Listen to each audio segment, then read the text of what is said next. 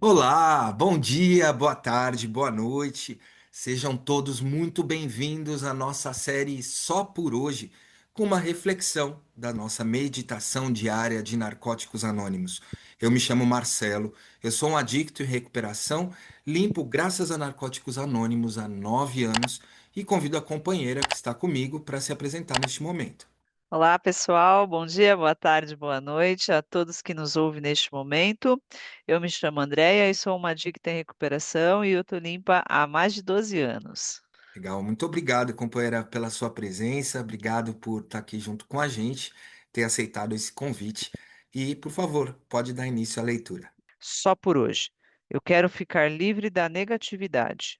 Hoje vou falar e agir positivamente. Muito obrigado pela leitura, companheira. Tamo junto. Quero lembrar a todos de que nós não estamos falando em nome de Narcóticos Anônimos, mas sim de uma experiência pessoal da companheira, em cima do texto que foi lido. E quero novamente te agradecer pela sua participação e fica à vontade para poder falar aí sua reflexão e sua experiência. Primeiro, assim, que é muito louco, né? A gente acaba vivenciando no nosso dia a dia situações que sempre o texto, a meditação diária, ela me faz refletir, né? Principalmente com relação aos meus comportamentos. E que por muitos anos, na adicção ativa, os meus pensamentos eram envolvidos com sentimentos e atitudes todas sempre negativas, né? Olhando hoje, eu consigo olhar e consigo enxergar isso hoje em recuperação. Eh, e aí, entrando no processo de recuperação, depois que a gente se inventaria, depois que eu me inventariei, né, melhor dizendo, falando sobre a minha recuperação, eu passei a enxergar a Andrea como um todo, não era só alguns fragmentos, né? E no meu processo de sexto passo e sétimo passo, ficou muito nítido assim para mim muitos dos comportamentos que, na verdade, eles eram prejudiciais tanto para mim quanto para os outros, né? E tudo movido a alguns sentimentos e a forma como eu lidava com a vida, com o meu dia a dia. E olhar para isso e reconhecer é muito doloroso, né? Não é fácil. Eu costumo dizer até para os meus afiliados, ou para algumas pessoas, amigos, que quando a gente está partilhando, que felizes são os ignorantes, porque a gente acaba não percebendo os erros que a gente acaba cometendo no dia a dia. E aí, trazendo para os meus defeitos de caráter, é muito comum eu querer sempre saber de tudo e porque eu gosto de ter o controle, né? Eu sou uma pessoa controladora, sou uma pessoa egocêntrica, e aí eu acabo sempre querendo me posicionar de uma forma que eu tenha razão. E isso não é só dentro da Irmandade, é com os companheiros, principalmente quem está começando o processo de passos, enfim.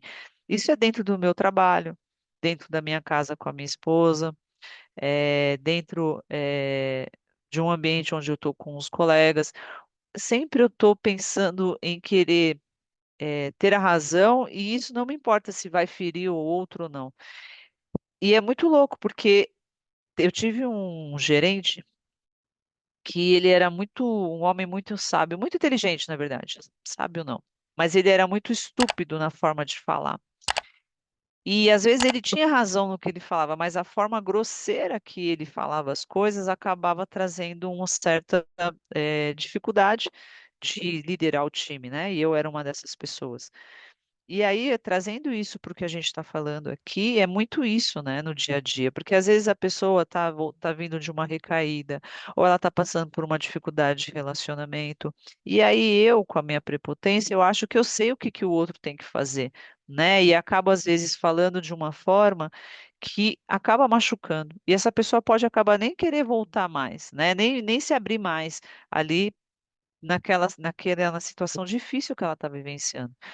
Então, hoje eu tento sempre não agir em cima, não, eu penso, eu julgo, isso sou eu já sei, às vezes eu relevo até meus próprios pensamentos, eu falo, André, que você é muito louca, deixa a pessoa viver a vida dela, viva e deixe viver, né?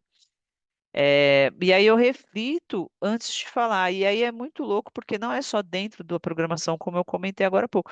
Eu levo isso para minha vida, dentro do meu relacionamento, dentro do meu trabalho. Então, ontem, por exemplo, né, não tão distante, ontem mesmo eu passei por uma situação de ciúmes com a minha esposa, e na hora eu queria já falar brava, discutir e tal, mas aí eu respirei, identifiquei o que eu estava sentindo e falei, numa boa hora, quando você estiver sem essa raiva, você conversa com ela, e expressa o seu sentimento.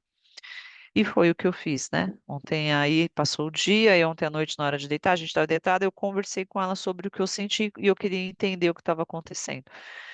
Tudo isso só é possível para mim hoje, falando da Andrea, porque eu passei pelo processo de recuperação, escrevendo, partilhando passos, me inventariando, me reconhecendo, me conhecendo, me reconstruindo, me ressignificando. Porque a partir do momento que eu consegui virar essa chave dentro de mim, eu passei a entender que as pessoas também têm o momento delas e que é preciso respeitar o momento delas, né? Não achar que eu sei tudo, que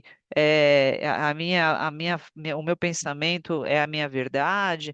Até pode ser, mas é só para mim que vale, né? Cada um tem a sua verdade e aprender a respeitar a opinião dos outros, a forma como os outros lidam com o seu dia a dia é, é um processo que não é fácil, porque vira e mexe eu caio no meu julgamento. Eu falo isso dentro da sala direto, quando eu vejo alguém partilhando, aí eu já identifico e falo, ah lá vem ele de novo com essa história, na minha cabeça, sabe?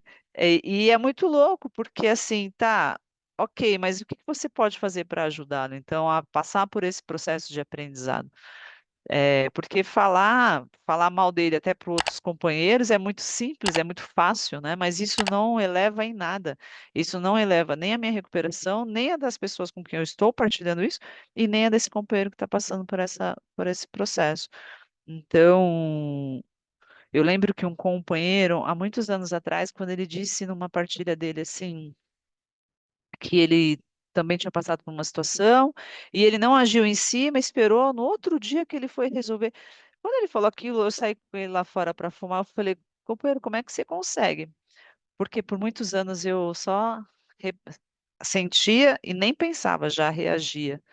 Sempre não me preocupando com a forma como eu estava agindo. E hoje perceber que isso mudou, que hoje eu consigo primeiro olhar para mim, identificar o que eu estou sentindo, perceber o que que eu vou falar, se de fato tem utilidade, é transformador. Então, assim, eu sou muito grata ao programa Narcóticos Anônimos. Por todos vocês continuarem voltando, me mostrando que o caminho da recuperação é um caminho possível e que pode me ressignificar, o que é muito válido. Obrigado. Nossa, sensacional, né? É incrível porque assim é uma mistura, né? Entre o racional e o emocional, e aí às vezes ter que parar para poder pensar e não agir em cima daquele sentimento no momento é muito difícil, né? Algumas pessoas até chegam a dizer, falam assim, evite agir em cima do primeiro pensamento, né? E isso vai em tudo, né? Abrange o todo. É só por hoje. Muito obrigado. Obrigado obrigado por lembrar disso tudo e vamos seguindo em frente. E eu quero lembrar você de que o trecho lido ele foi retirado da meditação diária de hoje do livro Só por Hoje. Para respeitar a propriedade intelectual de Narcóticos Anônimos, ela não pode ser lida na íntegra, mas se você quiser ter a meditação completa, visite o nosso site na.org.br. Lá você encontra o botão Leia a Meditação Diária. Se você quiser adquirir qualquer literatura oficial de Narcóticos Anônimos, você pode comprar através da nossa loja virtual na.org.br/loja. Amanhã tem mais e não se esqueçam, a jornada continua.